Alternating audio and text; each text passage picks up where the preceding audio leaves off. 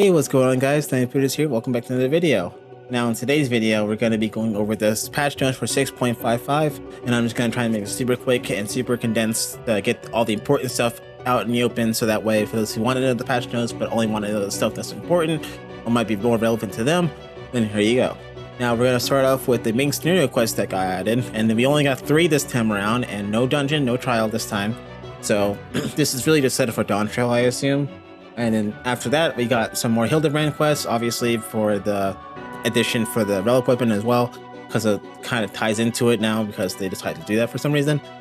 And me personally, I feel like the maneuver weapons this time around are actually really good, but that's a topic for another video, so I won't get into that right now. And then another side quest chain has been added for Tatara's Grand Endeavor. Those who care about that quest chain, I personally don't really do those types of things often, but for those who, I know there are a bunch of people out there who do like that type of content, so there you go. And then we got 2 more quests for the Beast Tribe for the Elephant People and Endwalkers. So again, if you are a fan of that, there you go. And then going down to the battle system, more relevant stuff there.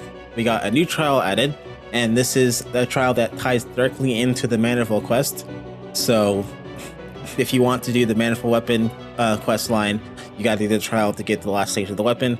So there's that, and obviously it's tomes again, so not much grinding there.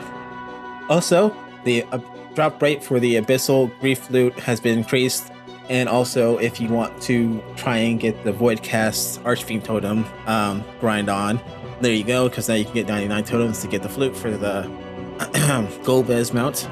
And going down to the PvP changes, there's actually a good handful of PvP changes, and also in general changes to Frontline, but we'll get into the changes for the specific jobs first.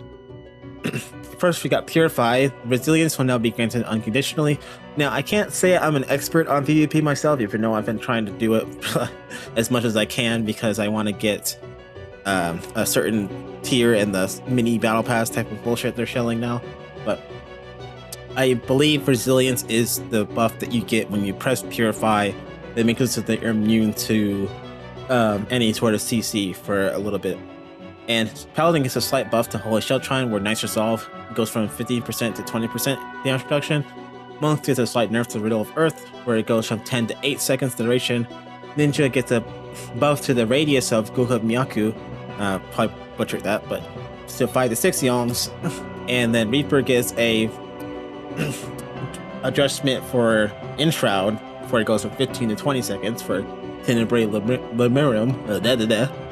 Basically, their limit break. Bard gets the most changes and also the most nerfs this time around, and with one little buff. Silent Nocturne recast time has been increased to 20 to 30 seconds.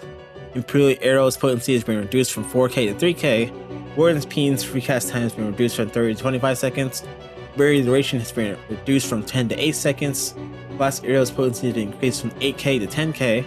And then, yeah, I don't know why they did so many for Bard. And then we have a little buff for another job that makes even less sense, but whatever. And then Dancer gets a buff to Honing Ovation, where it goes from 1k, 2k, 3k, 4k, 5k to 2k, 3k, 4k, 5k, 6k. So basically a 1000 bump across each stack per claim. And Black Mage gets a slight buff to their HP, so it goes from 48k to 49.5k, so Black Mage are slightly more tanky, which I don't know why we needed that, because Black Mage is already super fucking good, but, you know, taste their own. And then White Mage gets a buff to, well, not a buff, a nerf to Miracle of Nature, apologies, where it goes from 30 to 45 30 to 45 second recast time. Now Frontline gets a bunch of little changes to how the system works in general. So first off, we got following adjustments have been made to job damage, output, and limit gauge fill rates. Gunbreaker and Astrology damage modifiers have been adjusted from 0 to -5%. Dragoon and Samurai damage modifiers have been adjusted from 0% to -10%. Dark Knight and Summoner damage modifiers have been adjusted from -10 to -15%. And then a plus 15 second modifier has been applied to the limit gauge fill rate for Dark Knight, Gunbreaker, and Summoner. I don't really know what that means. A person who knows PvP better than me could probably explain it. And then the following adjustments have been made to the Field of Glory Shatter. The number of Icebound Tumulus active at once has been increased from 1 to 2. I'm going to be saying Icebound Tumulus a lot, so bear with me.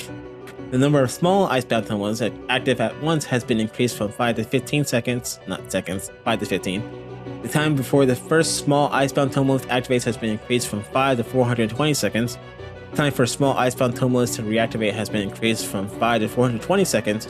The data awarded for destroying large icebound tumulus has been reduced to 250 to 200. The time for a large icebound tumulus to respawn has been reduced from 120 to 60 seconds. The time for small icebound tumulus to respawn has been increased from 60 to 360 seconds. The maximum HP of large icebound tumulus has been reduced from 4 million to 3 million.